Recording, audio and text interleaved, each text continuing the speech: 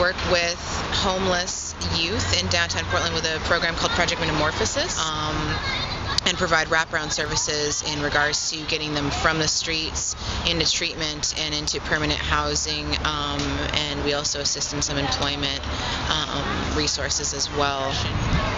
There's a great deal of heroin in downtown Portland for right now, so I'm seeing a whole lot of the younger population using a drug that's extremely high risk as far as safety and infectious disease. I regularly take youth down to the needle exchange. I put together bleach kits and provide a lot of motivational interviewing as far as what addiction looks like and what recovery can look like as far as quality of life and their future.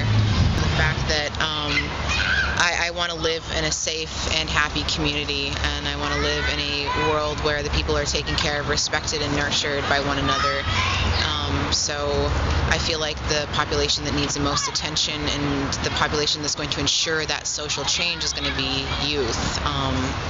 I like working with the marginalized, the ignored, the pushed around. I sleep really well at night. Recently with New Avenues for Youth, there's been a couple of super intense success stories, and usually those are highlighted when there's a small bit of tragedy that goes around.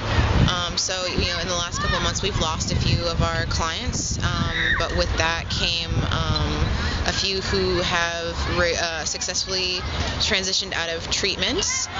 The 3 clients that are coming to mind right now, one of them was able to do inpatient and kick an extremely debilitating addiction within the last year, and now they're in stable transitional housing. They're recently employed and signed up with PCC to start taking classes towards a degree. Another youth has been clean for 30 days, and she got her chip this last weekend, her 30-day chip from NA. And we've got another one who is barely turning 21 and has a young child on the way and has been celebrating his 60 days most recently, and as well in transitional housing. So he's got a place for his young daughter to come live with him when she is eventually born. And there are these amazing people who keep stepping into our lives who remind us that every day we go to work we are actually doing something good, despite the frustration and despite the tragedy that we see a lot on the streets. So if these services were to get cut, especially treatment beds and funding towards getting these youth transitioned into these beds, I feel like the mortality rate in Portland would skyrocket. Crime rates are already raising for people trying to get well, trying to get their next fix.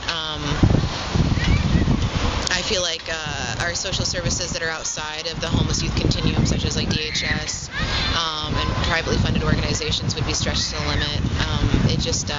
Whenever you take a huge population of youth in a community and deprive them of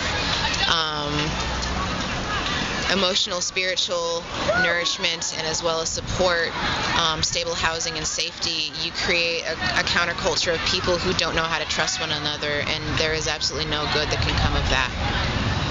Ideally, what would make these services work better than what's working right now wouldn't necessarily be so solidified around dollar and cents amounts. It would just be the